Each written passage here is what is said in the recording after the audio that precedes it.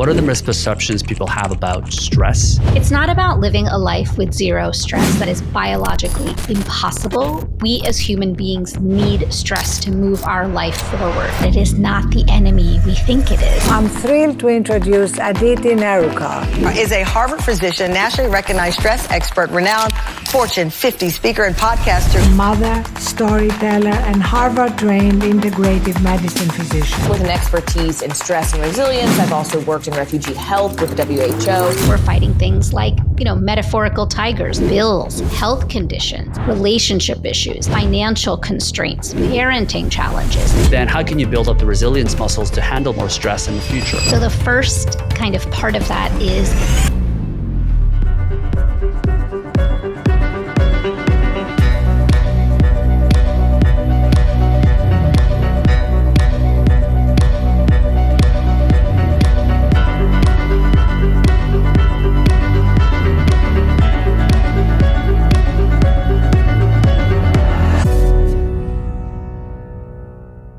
Aditi, thanks so much for coming on the show. Excited to have you here.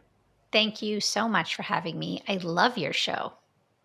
Well, you got a book coming out. It's called 5 Resets, Rewire Your Brain and Body for Less Stress and More Resilience. The thing that really struck out at me when you were talking is the misperception people have around stress. What are those misperceptions from the conversations you've had? You have over 20 years of clinical experience helping clients with this. What are the misperceptions people have about stress?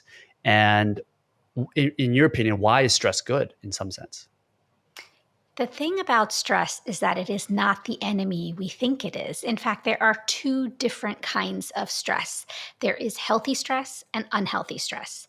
Healthy stress in scientific terms is called adaptive stress. So everything good in your life, Sean, is because of a little bit of healthy stress, like you are currently traveling, booking those flights, getting the hotel room, planning your itinerary, things that we don't necessarily think of as unhealthy, bad stress. These are all positive things that got us together today, syncing up our schedules. All of the good things in our life that have taken a little bit of effort are because of healthy stress. Unhealthy stress is what we think of in pop culture when we think about that, 4-letter word stress. Unhealthy stress in scientific terms is called maladaptive stress. And that is what we're really trying to tackle here. And what I really focus on, my work focuses on. It's not about living a life with zero stress. That is biologically impossible. We as human beings need stress to move our life forward. However, it is all about the dosing of stress, meaning keeping it manageable and healthy and adaptive. And of course, the amount and frequency. So the goal together in our conversation, in my work with patients, is to live a life of healthy, manageable stress. Yeah, absolutely. And with stress, as you mentioned, when I think about stress, it is one or two. A lot of people, they're in the health world, people think about biohacking and getting, cold exposure. You're going into an ice bath and you're in immense amount of stress for a temporary amount of time. You might be fasting and your body is stressing, but it's trying to, fight through the hunger, and actually it makes you stronger and healthier. So that in that short temporary amount of stress, it is a very good thing in this sense. So talk to me a little bit more about the bad stress. Are these kind of the chronic stresses that you would face for day-to-day activities that people have? So, Sean, what you're describing, the biohacking and cold plunge, et cetera, are cellular stresses on the body that have a certain effect on the mitochondria and the DNA. What the stress that I talk about is psychological stress. So things that happen to our brains and our minds and our perception of stress. So those are two different things. What is happening to our body and our mind? Of course, it's all connected because of the mind-body connection. But when we think about what you're describing as quote unquote bad stress, things that make us feel anxious or depressed or lose sleep, there's so many manifestations of negative stress: headaches, dizziness, nausea, vomiting, abdominal pain, chronic body pains. stress manifests itself in various different ways. That's not to say that medical conditions are caused by stress, but they are certainly worsened by stress. And what happens to our brains during chronic stress? So we are very good, like you said, at adapting to short-term stress. Our brains and our bodies are designed for this. It's the fight or flight response. There is a part of our brain called the amygdala that governs our stress response. And evolutionarily speaking, when we saw a tiger in the forest, it is that acute stress response that really takes shape. So it's called fight or flight, or the stress response.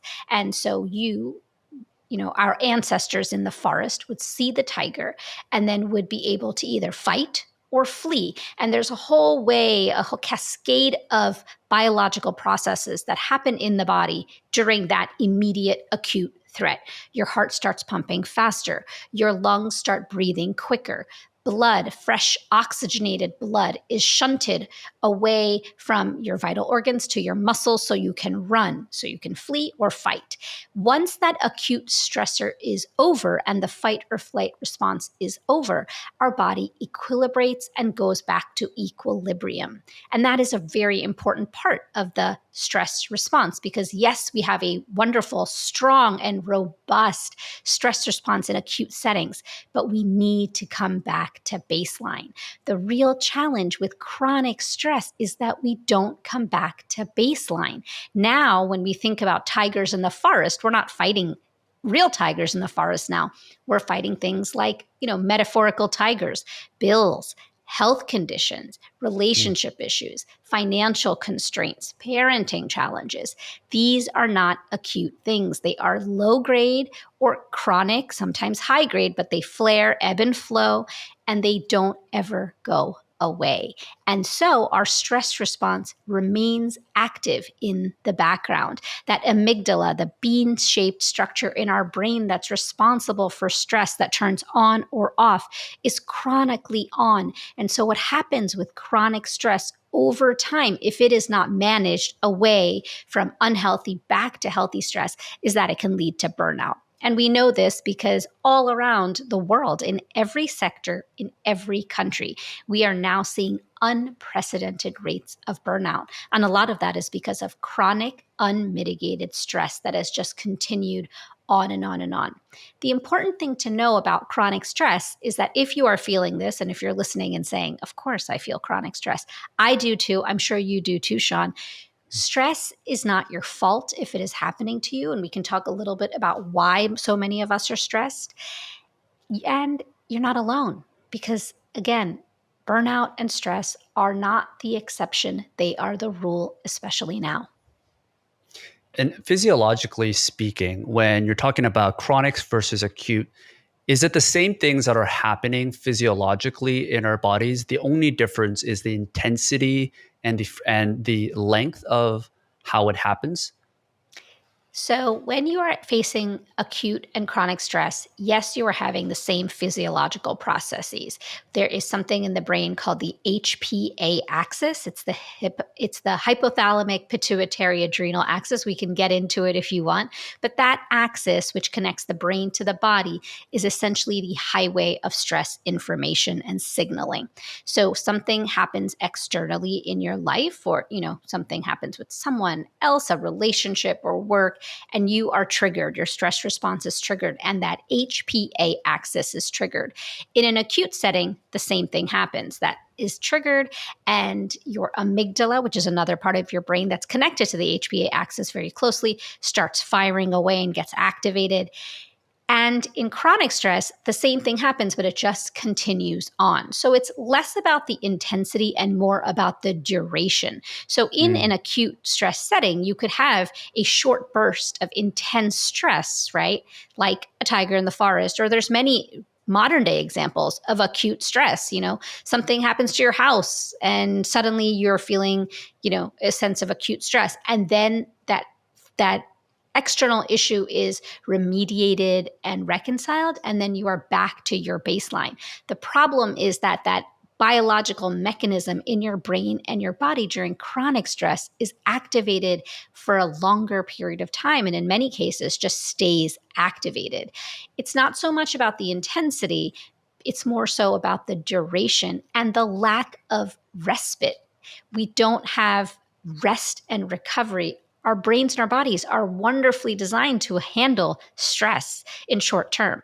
But when it becomes long term without rest and recovery, that's when problems set in. Yeah, there's a term for it, right? I think it's called hormesis, So, HORMESIS. Yeah.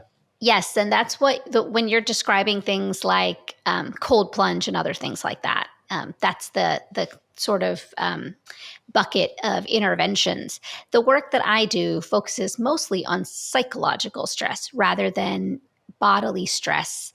Of course, they're somewhat connected, but when I describe the experience of stress, I think many of us can relate to stress. Like, what does it feel like for you when you're stressed? We all have our own versions of it and our own flavors of that, but that experience, that perception of stress is really what I'm talking about when I talk about stress, less so about the cellular and molecular mechanisms.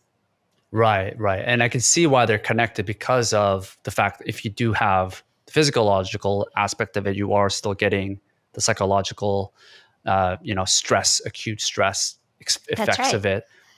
But when you're talking about the modern day, the modern person that's listening to this, it seems that there is more than ever chronic stress that are happening because of the media, the bad news that are coming out, the social media notifications. We're constantly on our phones, and it's generally wired to provide some sort of um, emergency news or alert news that aren't always to our favor. And is that kind of where you're taking the direction of your message for the book? Is that before, when you're talking about our ancestors, they would see a tiger and they would have to hunt, and there'd be this intense amount of acute stress, and it was kind of life or death, where they had to be reactive.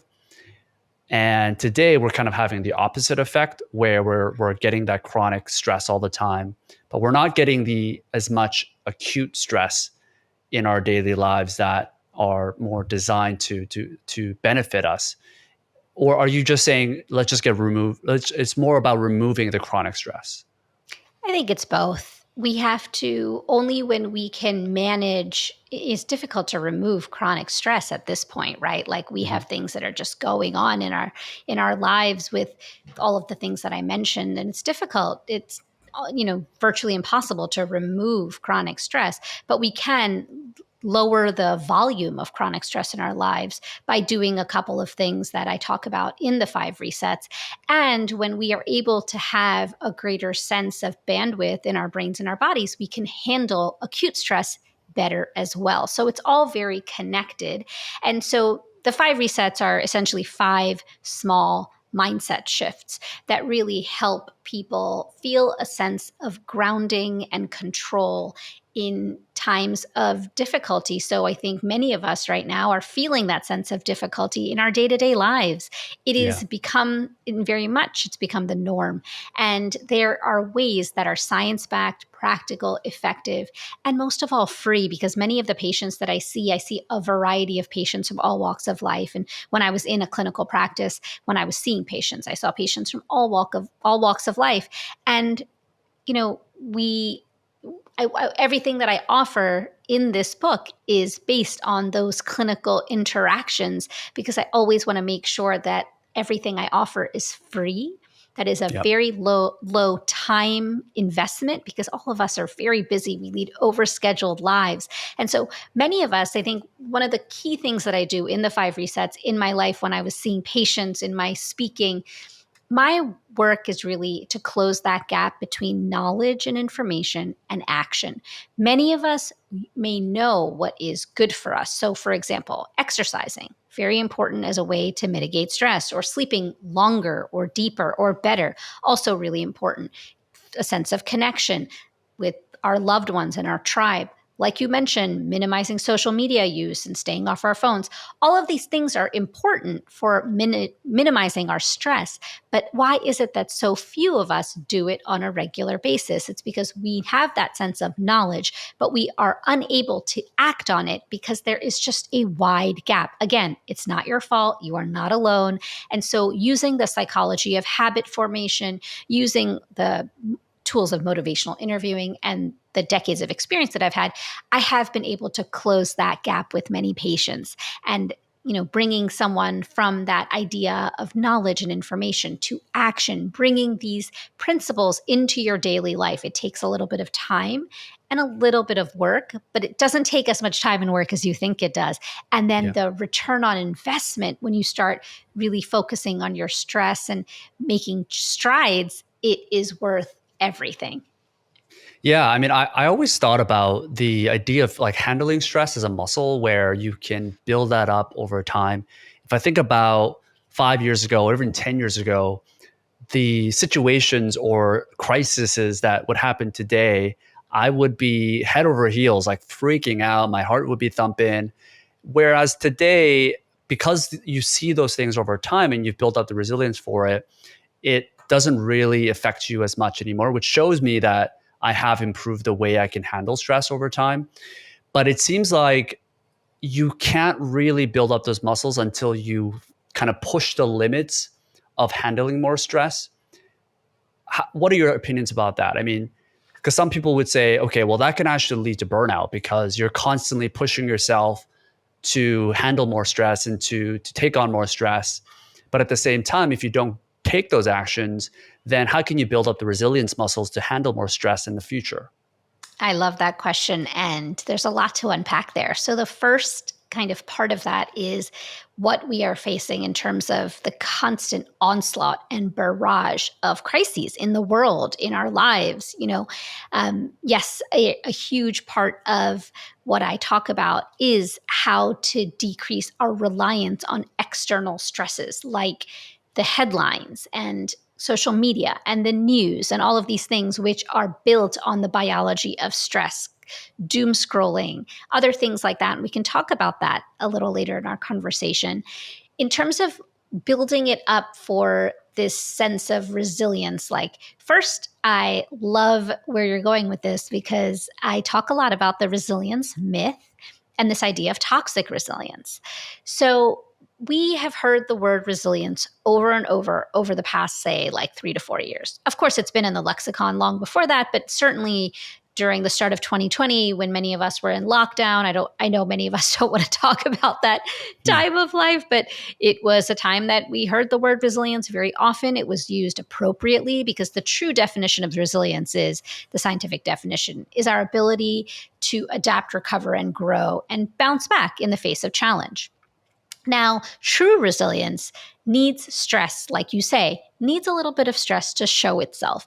Without stress, there can be no resilience, and that's a very important thing. However, in 2021, 2022, and certainly 2023, the word resilience and what it means, that true resilience, shifted and morphed into something called toxic resilience. And this toxic resilience, it's this idea of mind over matter. No matter, you can take on another project at work. You're resilient. Sure, you can handle extra things at home because you're resilient. So you keep hearing these messages, these toxic messages of resilience. And that's not true resilience because true resilience honors your human limitations, honors your boundaries, celebrates the ability of you saying no, and really understands that it's about rest and recovery. And only through rest and recovery can that resilience build and grow. And so, yes, we have faced many onslaughts over the past several years that have tested us and have certainly fanned the flames of our resilience. But in addition, because of that frequency and constant nature, the cyclical nature of these collective traumas in many instances, we are now getting into the territory of toxic resilience. And that is connected to the resilience myth, what I call the great resilience myth, which is that resilient people don't get burned out. You may have heard that. You may have said it to yourself. You may have heard a friend or a colleague say that to you, saying, oh, I can't oh, of course I'm not burned out. I'm resilient. Or you can't get burned out. You're resilient. Or don't worry, nothing's going to happen to you. You're resilient. Again, lots of toxic resilience messages there. Because the truth is, based on the science, that resilient people can and do get burned out, especially now, even amongst the most resilient in the workforce. So 30% of the most resilient workers still were able to have burnout. And that's because research has shown that resilience, while it's somewhat important and it's an important mechanism to somewhat protective for burnout, it doesn't prevent burnout. And so while in currently that word resilience, when I hear it, when you hear it, when other people hear it, you may bristle at it. And it's, almost like cringe because you've heard it so many times. It's been misused, especially over the past several years. So a lot of the work that I do with my patients, with my audiences when I'm speaking, it's really shifting that narrative away from toxic resilience back to true resilience. What does it mean? How can we claim that for ourselves? Resilience is our birthright. It is an innate biological ability that we all have. And I think it's somewhat dangerous when we use that word very frequently in pop culture, in our world right now. And then people feel like, oh, I must not be resilient because I feel stressed or I feel burned out. Oh, it's probably, and I'm here to say that notion of you are feeling burnt out and you must not be resilient, I'm here to debunk that. I think that we all have an innate sense of resilience within us. And by simply the work of doing a little bit, we can reset our stress to really show that resilience and bring it forward. Yeah, it's a unique term. I haven't heard the term toxic resilience before, but in some ways I agree with you. There's this hustle culture of constantly doing more, staying up, getting 4 hours of sleep. And I don't think that is actually the route to go if you want to win and be more successful in the long run. It's kind of like the resilience of doing a sprint versus a marathon. Eventually, if you just keep trying to push the limits, you're just going to burn out in the long marathon, even though you might win the sprint. But in most things that we want to do, it is a marathon. Most companies you want to build take a long time. Most projects you want, podcast growth, all these things, it's a long-term game.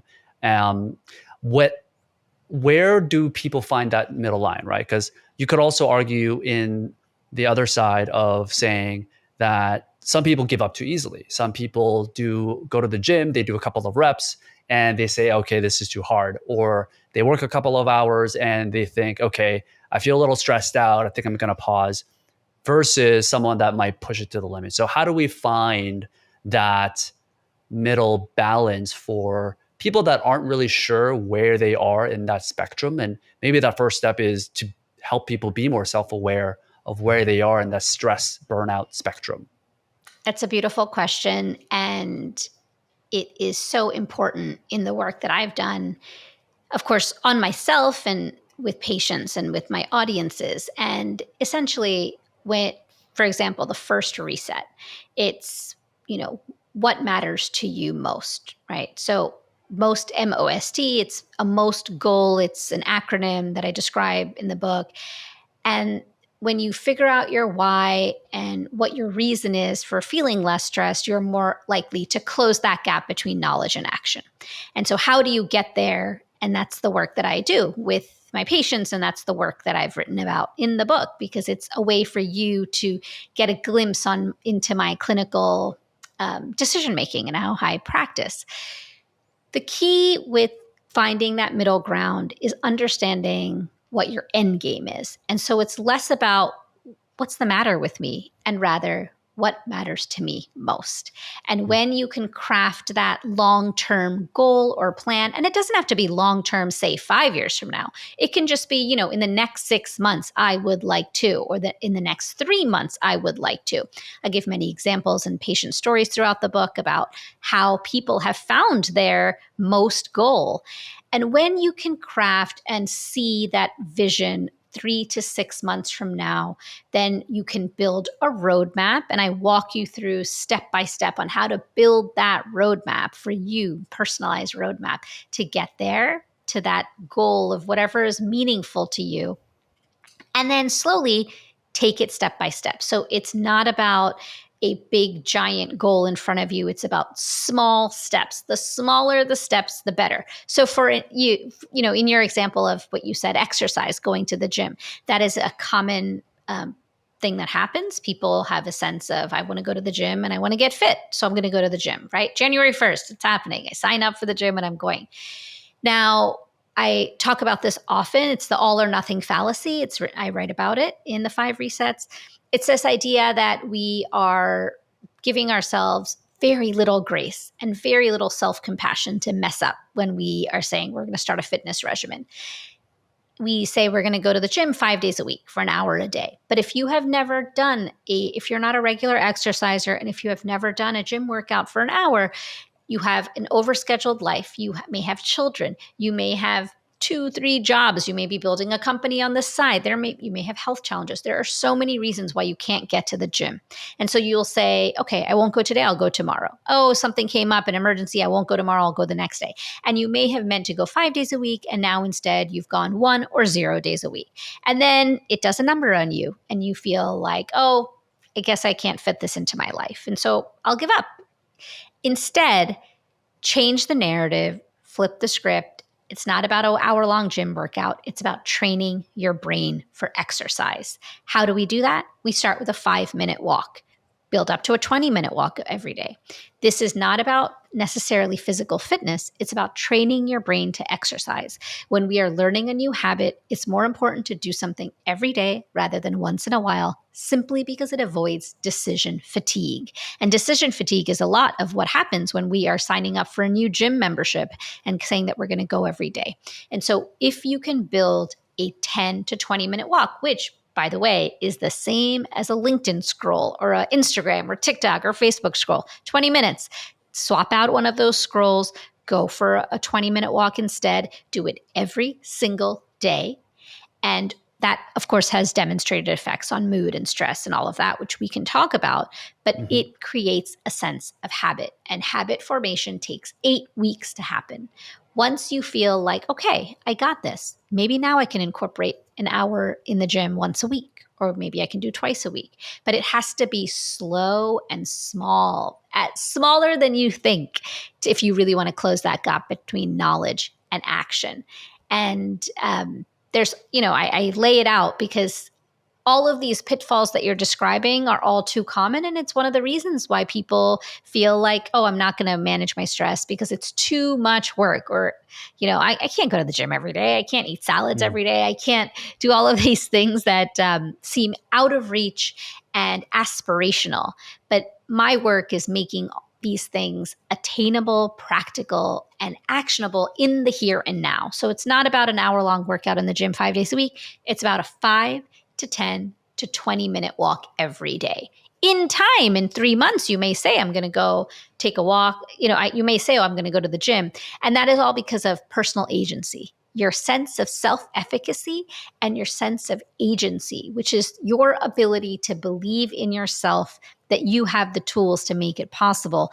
All of that grows, but it takes a few practical, simple interventions like a daily walk to get there. And that's just one example, but we can go through other examples, but that's just kind of like the way you get yourself there. So if you think about, so I'm a parent, and I think many of your listeners may be parents too. When you think about watching your kids and how they learn to walk, they were crawling and they would stand up and then they would fall. And then they would stand up and then they would fall. And then it didn't happen like they're crawling and then one day they get up and they, run down the hallway. It happens in slow, steady, measured steps with lots of setbacks. And that is actually the path forward. It is all about progress, not perfection. Yeah, I agree with that. And I think that's a powerful point. I mean, there's a book by BJ Fogg. It's called The Power of Tiny Habits. Yes, BJ is a friend of mine. Oh, no way. That was a really inspiring book for me. Yes. And it really helped me shift that mindset of building a habit, because he talks about one particular example that really stuck with me is when people are trying to floss their teeth. Like you could not force me to floss my teeth. Like thinking back to my, 20-year-old self, I'm like, there's no way you could have got me to do that. And I think it's been like 2-3 years now where I've been consistently doing it every day. And where it started was from this book that BJ Fogg wrote. And he says that if you want to get someone to floss, start with one tooth, literally Right. just one tooth. Yeah, that's right. And it's the thought of doing that. Like if you can get someone just to floss one tooth, the thought of someone being there at that moment, stopping after one tooth is very rare, right? It's kind of like the hardest part about working out is getting to the gym. And I totally agree that oftentimes when you're trying to climb a mountain, it's easier looking back than forward. And it is very intimidating for a lot of people to think about, oh, how am I going to get those 6-pack abs when I'm currently in this shape? But it's kind of making that daily progress and making it less intimidating, I guess is what you're saying. Yeah, and it's not even about, as much as we would all love a 6-pack, wouldn't we all? Unfortunately, these aspirational and physical aspects of exercise is what keeps people from exercising. It's often the barrier because you look at these, taut bodies and lots of muscles and you say, oh, I can never look like that. And so you don't do it. In fact, what gets people to exercise, in my experience, my, 20 plus years of clinical experience, is less about the cosmetic promise and more about the mental health promise. The mental health benefits of exercise, including a 20-minute walk, which is what I often prescribe to patients who are lifelong non-exercisers, that promise of what it can do to our mental and physical health, to your level of stress, you don't need to have a 6-pack to use exercise to your advantage to have less stress. A 20-minute walk every day has had demonstrated effects on mood, sleep, energy, anxious thoughts, depressive thoughts. There are so many benefits. So it's less about the physical aspects of exercise and more about what daily movement, bringing in some daily movement into your life, whatever that may mean to you, what that can do for your brain and body for less stress. Taking it to the extreme, I would say, even though I am a daily exerciser, but for a long time I was a lifelong non-exerciser. And I made that switch not by saying to myself, oh, I really want to get a 6-pack, so here I go, I'm going to get into this fitness routine. It was simply because I needed to manage my own stress when I was a medical resident working 80 hours a week and going through a very dark time with my own stress struggle, which I write about in the 5 Resets.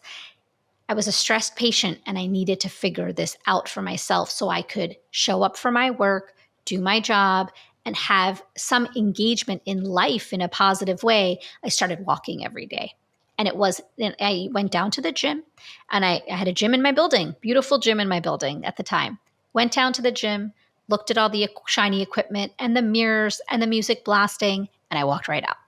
It was absolutely not for me. It felt very aspirational. It felt disconnected from where I was in my life at the time. When you are feeling that sense of deep stress, burnout, chronic stress, going to the gym and being in that environment is often the last thing you want to do. So you don't do it at all. Instead, shifting that and thinking about just moving your body. Our bodies are meant to move every day. It doesn't mean you have to run even a mile. It doesn't mean you have to run at all. It just means that you have to build in a little bit of movement. And then once you start building in a little bit of movement every day, you start feeling like, oh, my body enjoys this. Your stress starts decreasing because it's a physiological thing that happens when you start moving your body. It does impact your brain because of the mind-body connection, which is a lot of what I talk about. It's the basis of my research. And that is when change happens. It doesn't happen in these like gleaming, shiny, billboard kind of ways. It happens slowly, incrementally, often, in the midst of our messy lives. And then when we start walking, we say, oh, that felt really good. 5 minutes. I can do that. Let me try to go to 10 minutes tomorrow. Oh, I'm feeling okay with 10 minutes. Let me try to go to 20 minutes. And then before you know it, you're walking 30 minutes every single day. But it didn't happen overnight. It's certainly, you're not doing it for fitness in terms of like getting a 6-pack. You're doing it because of your mental health. And that hook of, wow, this helps me feel good, that is what keeps people going. not the physical promise of taut abs and big biceps. In fact, that's just a byproduct of being a regular exerciser. Yeah. People like, kind of in the business world often talk about, or maybe in the content world, it's not about trying to get to 1 million subscribers or selling 1 million books. You do the work on a daily basis, no matter how boring it is, you show up. And the byproduct is that oftentimes, if you last long enough and you do a good enough job, you get the result. What about bad habits? If someone is trying to cut out junk food, sugar, if someone's trying to quit smoking, cut drinking out of their lives, what's that approach there when you're trying to take something out? Great question. Typically, we use many things as coping mechanisms for our stress. Many of my patients in the past have self-medicated because they are trying to handle their stress the best they can. And so, people start self-medicating through alcohol. Addiction is a whole nother category, which I don't think we can talk about because it's a little bit more nuanced and deeper. But let's talk about this idea of coping strategies and why we do it when we have a lot of stress. So for example, emotional eating, like you brought up, it's called emotional eating. When I feel stressed, my food that I turn to is tortilla chips and salsa. I love the salty, crunchy. You must Salsa. have a food. Yeah. Tortilla chips and salsa. What's your stress trigger food? Oh, it's gotta be something cheesy, something maybe like noodles. Anything with carbs is probably my Right. kryptonite when it comes to this. I'm lucky I'm not stressed out right now talking about this because, as you know, that I'm in Asia. Carbs are just a walk away. But yeah. Yeah. So typically, I also love like chocolate chips or something delicious as a dessert.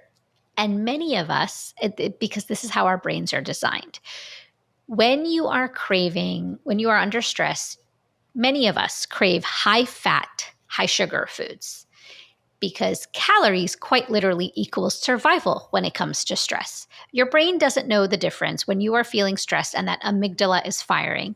Your brain doesn't know the difference that, there's a big deadline looming in a week that you have to get done, or there's a famine coming, right? Stress is stress for your brain. And especially that part of your brain, the amygdala, which is what we call in scientific terms, your reptilian brain. So it's the part of our brain that hasn't necessarily evolved the same way as our prefrontal cortex. The prefrontal cortex is right here. If you put your hand on your forehead, it's the area of the brain right behind your forehead. That area, the prefrontal cortex, is responsible for memory, planning, organization, all of the things that we talk about when we think about adulting. However, the amygdala, which is the part of the brain that's deep in your brain here, kind of like in between your ears deep, it's an almond-shaped structure, and it's all about survival and self-preservation.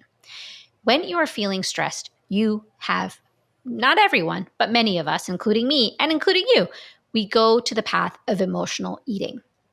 And we crave high fat, high sugar foods because it's calories. So donut or tortilla chips or, cheesy noodles for you, whatever it may be.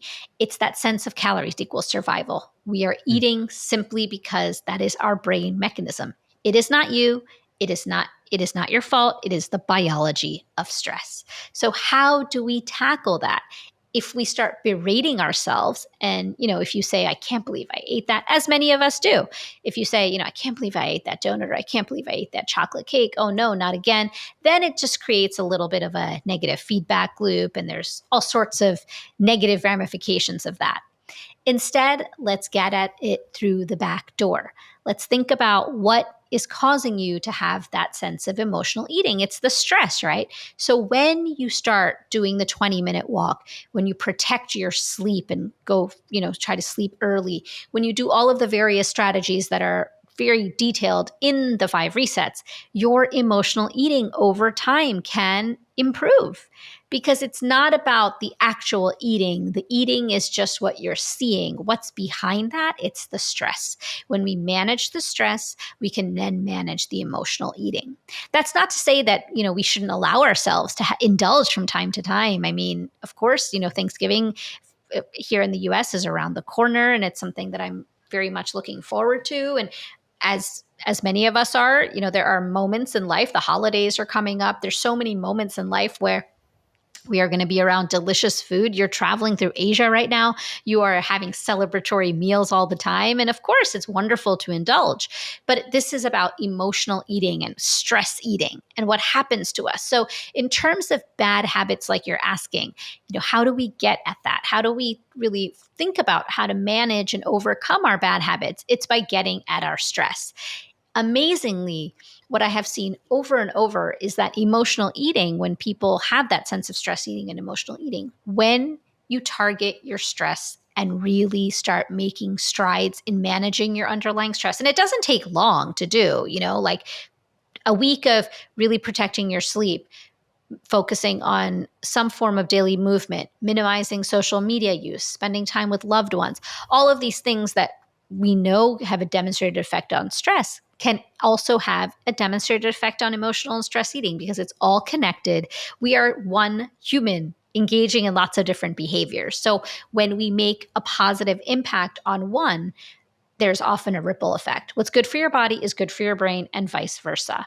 And it's all about that mind-body connection, which is nothing more than the basic understanding that our brains and our bodies are inextricably linked and in constant communication. And so therefore, what's good for your brain is good for your body, and what's good for your body is good for your brain. Yeah, there's a key point you mentioned there when you first started this, which is that it's not you, right? When you're having these thoughts, and it's almost good to separate these survival thoughts that are coming from your amygdala. Yeah. That is a separate identity almost, right? We have identities. Sometimes we have the angels, sometimes we have the devils that are telling us to drink this or to eat that or to do this and spend money and all these things. And then we have the logical side of our, as you mentioned, the prefrontal cortex. And it's often good to have these different identities, right? I think therapists sometimes do this, where if you have a part of you that's not as happy, let's say, or that's not as excited, sometimes it's good to name that person and have that as like a separate identity, and realize that it's you is a very complicated subject, and all of the thoughts that we have in our daily lives does not make up who we are and what we actually are. And I think that's a separator, just because I agree that stress can mitigate all of these things. That's probably the root cause. But oftentimes stress is thrown at us, right? I mean, if you are in a business and something can go wrong, it's totally out of your control. You could have slept well. It's just external stresses, and that could lead to these negative things that are happening. So I think that's a really good point you mentioned, is that it's important to separate these thoughts that are coming in and say, okay, that's not actually me talking. It's this other part of me that sometimes I'll listen to.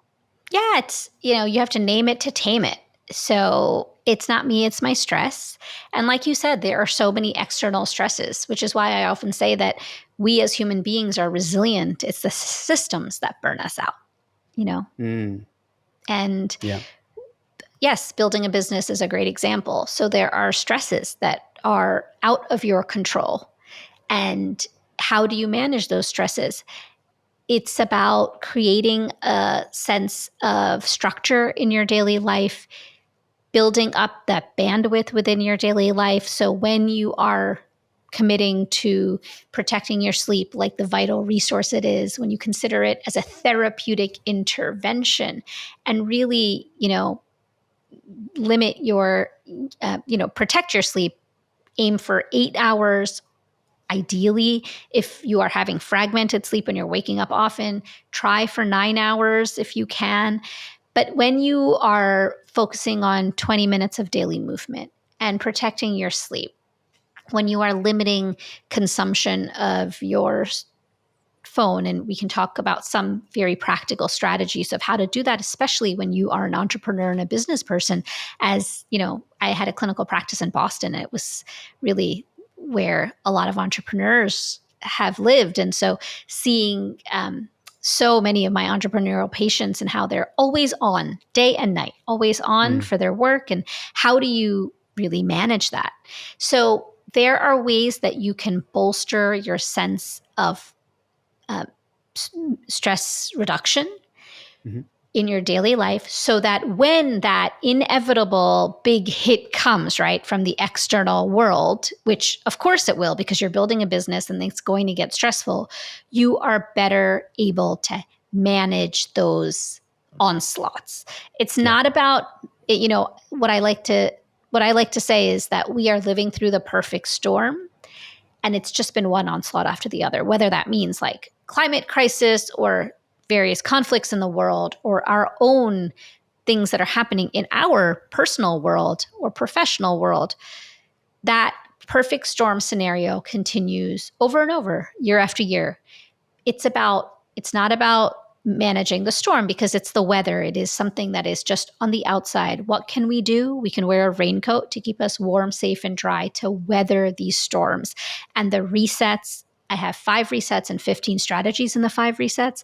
That is a way to weather the storm. Let it serve as your raincoat. Yeah.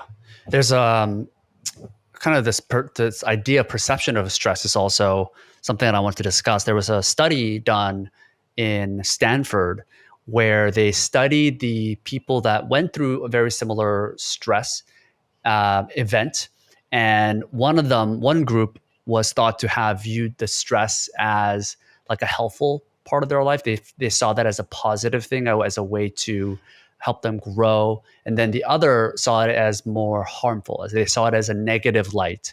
And what they found is that the emotional health well-beings of the people that went through the same stress events, the people that thought of stress of that event as a positive experience, actually did not have the same negative effects as the people in the latter group. And the takeaway, I guess, from that study was that trying to stray away from stress all the time and avoid stress can often lead to, I guess, deeper long-term stress in some sense. What are your thoughts on that and kind of people's relationship with stress and how they can navigate that? I'm not familiar with that study, but it sounds awfully similar to several of the studies that are in Kelly McGonigal's book, The Upside of Stress, which talks a lot about this in detail, how stress is good for you. You know, a human's perception of stress, a stressful event, and how it is perceived is so nuanced and complicated. It is based on so many things, our own constitutional makeup, genetics, upbringing, prior experiences, a history of trauma. So it is very difficult to say that some external thing that happens will have the same impact on you as it will me, as it will the 100 people that we ask. And so it's difficult to really tease that out. And I'm eager to now, after this conversation, to go and read that study to see how they did that and what the stress was and, what that big takeaway was. But I think what I would say to that is that if you are experiencing stress and you have that perception of, oh, this is a really difficult thing that's happened to me, honor that perception. Understand that, yes, if you are feeling that sense of like, wow, this is really hard for me, that yes, it is hard for you, that it doesn't have to be discounted. That experience that you're having doesn't have to be discounted because someone else went through the same thing and said, oh, I could handle this. That's easy for me. Because typically when we push away those negative emotions and say, oh, I'm fine, it's okay, that is feeding into that resilience myth and that idea of toxic resilience. It is okay to feel a sense of suffering when you are experiencing something. And I wouldn't necessarily say that, having a stressful experience makes you stronger. I think that's feeding into a lot of those ideas that we are working to debunk. I do think that there are, over time, when you practice the resets and bring them into your life, you will be able to manage stress better simply because of the biology of your stress. You aren't going to be running on fumes. You're not going to be, pouring from an empty cup, because when your cup is full, you're able to fill others' cups, right? So that goes for being a business owner. It goes for so many aspects, being a parent. You are able to function and thrive in the various roles that you are in because of your ability to self-soothe, have a sense of self-compassion for yourself, and ultimately understand that if you are experiencing something negatively, like, for example, this cohort of people who said that they were, that they had a, bad, that the stressful experience, whatever it may be, impacted them negatively. I would lean into your sense of self-compassion if that resonates with you, and you say like, oh yeah, this something happened to me and something happened to someone else. The other thing I would say about that, Sean, is that there is, group therapy. The basis and premise of group therapy is to help to normalize and validate difficult experiences.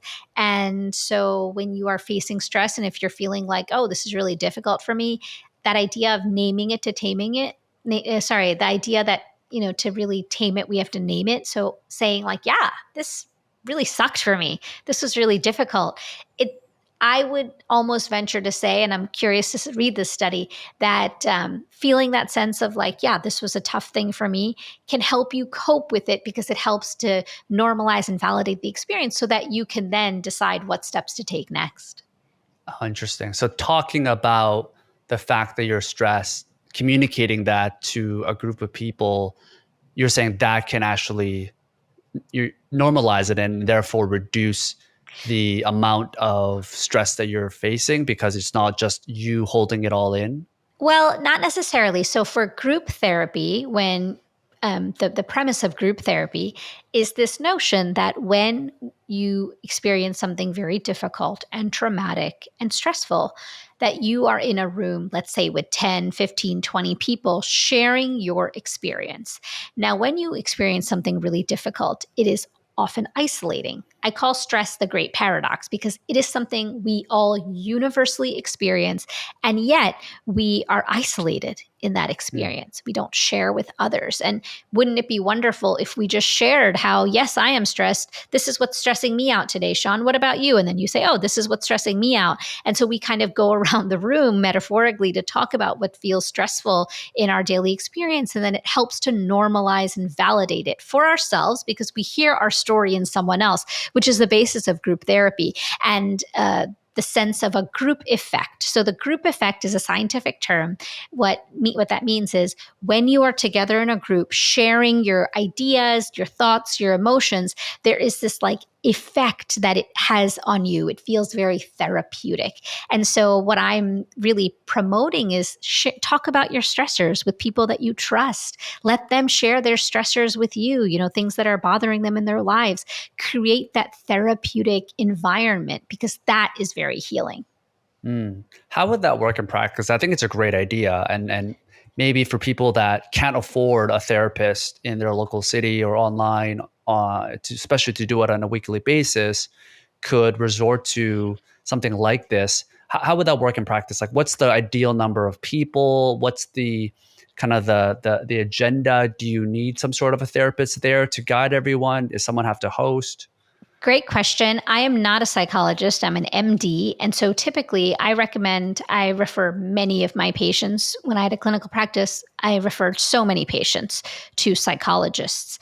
And then the psychologist would then determine, is this person better suited for one-on-one counseling and with either them or others? Is this person better suited for trauma-informed counseling? That is another niche within therapy, because if someone has a history of trauma-informed therapy is really best.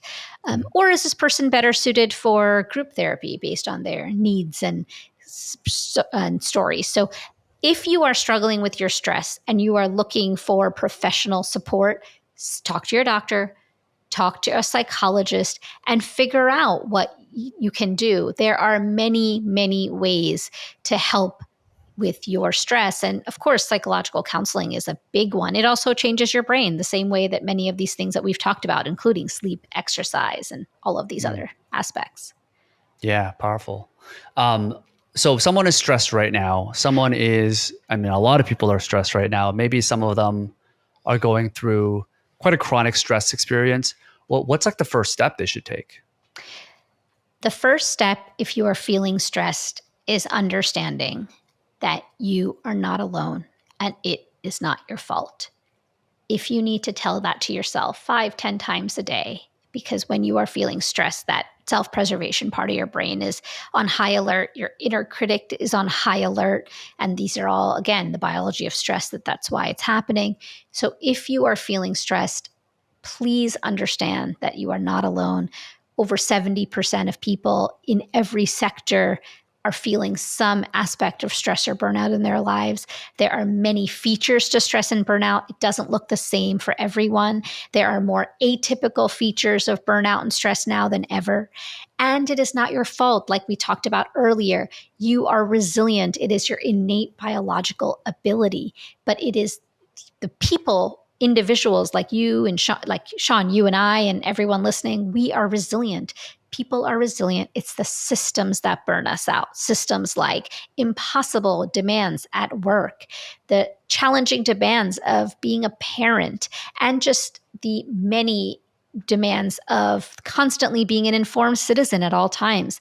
There are so many factors that are external that are really adding to that level of stress within us. So you are not alone, and it is not your fault.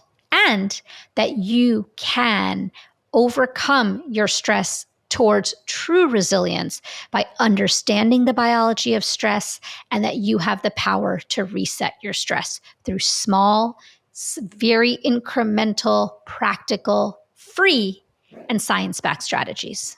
You have 15 proven strategies or techniques in the book. And I wanted to just go through, I guess, one scenario that can happen. And maybe you can suggest, we're not going to have time to go through all 15, obviously. But for someone that has gone through, let's say, chronic stress, like what's one of the powerful techniques in your book that someone can implement today? So the 5 resets has 5 mindset shifts. So I take someone through, ideally the person who's reading the book does have chronic stress. And then this is a way to figure out what your stress is and how to get better. And there are many techniques in the book. One of them, which I talk about a lot, is this idea of stop, breathe, and be. And so you can try this right now, today at home, if you're listening, if you're feeling a lot of stress. It is a technique that is quite literally in the name. So it strengthens your mind-body connection. And it was one of the first techniques that I personally started using when I was a stressed patient, when I was working 80 hours a week as a doctor. And what I would do is try to choose a mundane, repetitive task. So maybe it is logging onto your computer. Maybe it is right before you hit join meeting and join your Zoom call. For me at the time, it was knocking on the patient's door in the exam room and turning the doorknob. I did that 30, 40 times a day. It was a very stressful experience being a medical resident, seeing, death and dying on a daily basis. And with very little sleep and all of the other things that I talk about in great gory detail in the 5 resets and my personal story. One of the most important strategies I learned and the earliest ways to tap into my mind-body connection and feel a sense of grounding was the stop, breathe, be method. So what you do is, right before that mundane, repetitive task that you're going to do all day, every day, you stop. You take a deep breath. That's the breathe part. You take a deep breath and you ground yourself, and then you be. And it's a 3-second exercise. And initially you can say that to yourself. I used to say it to myself, whisper it to myself before I entered the patient room. Stop, breathe, be. And I did that over and over again all throughout my day. And the stop, breathe, be method helped me feel a sense of grounding, get present in the moment, in the here and now, stopped my anxiety and anticipatory thinking, which is the what if. It's a future-focused emotion anxiety. It's thinking about what if rather than what is. So it curtailed that train of thought, and it got me more comfortable in my body, in my breath. And over time, that strengthened my mind-body connection. It didn't happen overnight. It didn't happen in a week. But after 2-3 weeks of consistently practicing stop, breathe, be, I was able to get a better handle on my stress. It is not the only thing I did. I did many other strategies that I talk about in the book. Every single strategy that I have outlined in detail in the book is something I have tried for myself. I've done this with patients. There is a lot of science behind all of the things that I recommend. And this particular one, it helps you move away from the fight or flight response that we've talked about in depth today, and it gets you into the rest and digest part of the brain and the body. So it moves away from the sympathetic nervous system to the parasympathetic nervous system. Very fancy words, simply saying that it moves us away from that amygdala that we've talked about and the fight or flight response and the cortisol and all of the things that we know about. And it moves us over to back into that prefrontal cortex area that we talked about, that is about strategy, planning, organization. It makes you feel a sense of calm. It just grounds you so that you are able to manage the tasks ahead. And 3 seconds, you're saying total. 3 seconds, repeat it as often as you can throughout the day. Beautiful. Well, I think that's a great actionable takeaway for everyone to take today, right now. Aditi, thanks so much for coming on the show. And we can't wait to have you come back on. Oh, thank you so much for having me. It was an absolute pleasure. Awesome.